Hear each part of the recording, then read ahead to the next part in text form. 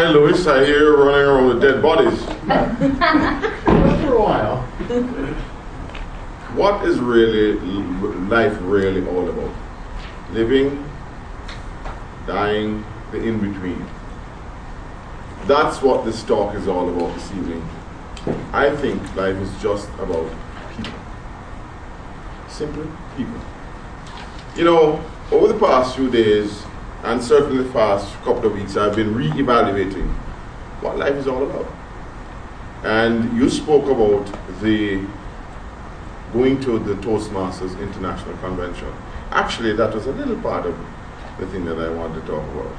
But I spoke to a couple friends of mine in this room, and I wanted to find out what was my personal mission. What is life really all about? What am I doing here, for example, at Toastmasters? What is my mission? What's my vision? What's my dream? Well, to be quite honest with you, it all centered around people. Some people will tell you it's love. Some people will tell you it's self-actualization. Some people say self-efficacy. Some people will give you a plethora of reasons as to why we are where we are today. But it all centers around people and how we treat people. How we build what is called a relationship. And that's what I'm here for. I think, one of the things that I got out of this conference and other such events in the past few weeks, especially when I journeyed to Texas and Arizona to speak to at-risk youths that's similar to what Steve has done before, I found out what was important. There were parents there who were as mad as hell because they had to come to face the music because their children were not measuring up.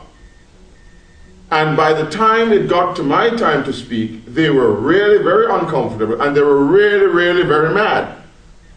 And I had to face the brunt of this. And I simply said, no, here's the situation. I am a father. I understand where you are.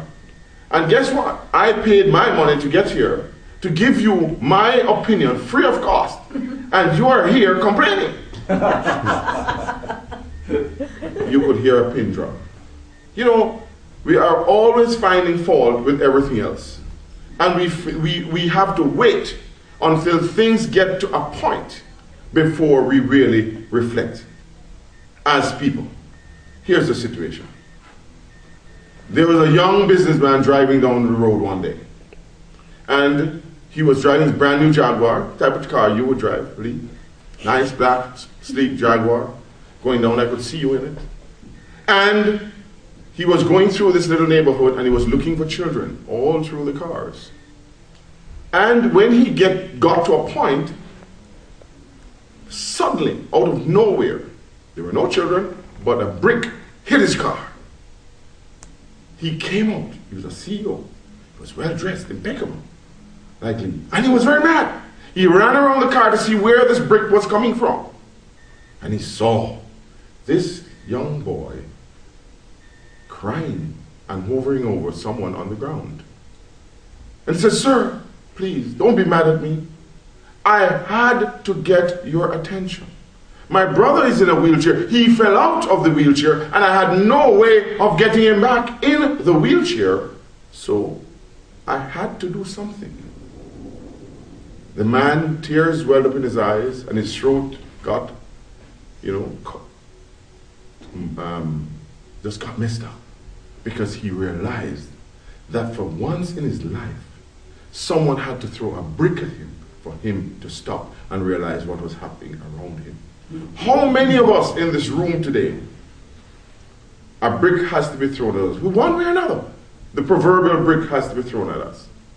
In my classroom, recently, a young man related a story of how he was going along in his merry way and suddenly they discovered he had cancer. And for the next 3 years of his life, he realized he was fighting something that was foreign to him, and every time he made a move, he would take 1 step forward and 3 back. But he never lost hope.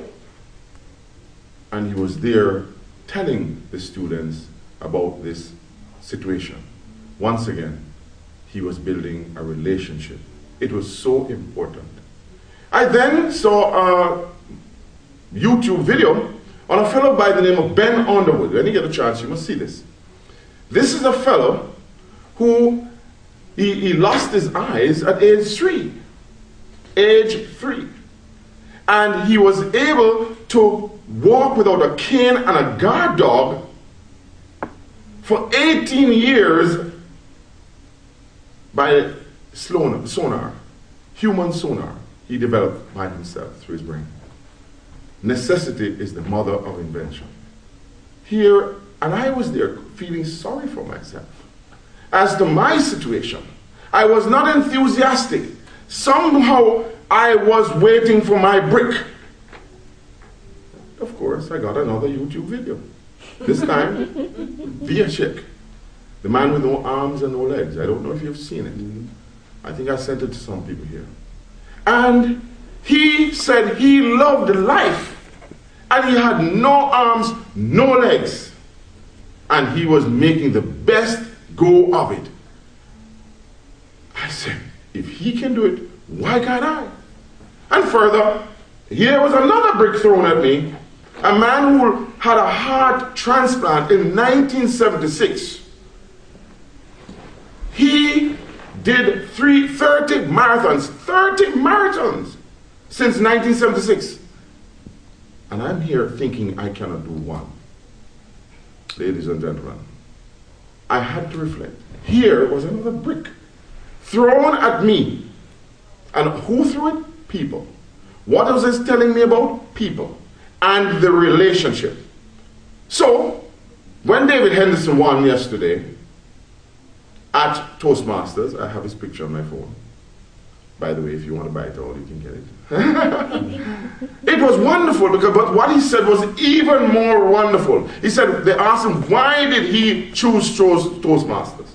He said, because of the experience with people to build what Lee is talking about, building community. And so I said to myself, here was another brick. And I asked myself, so Lee called me again, the 4th brick today, to say, are you coming to the speakathon? I had not planned to, because I had been at the conference and I was very tired and I had been there from Thursday and I just wanted to be by myself. But then I said, it's people. It's building relationships. So it's important to do that.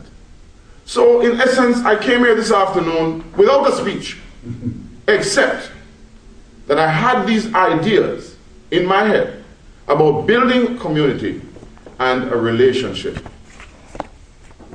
Mr. Toastmaster, thank you very much.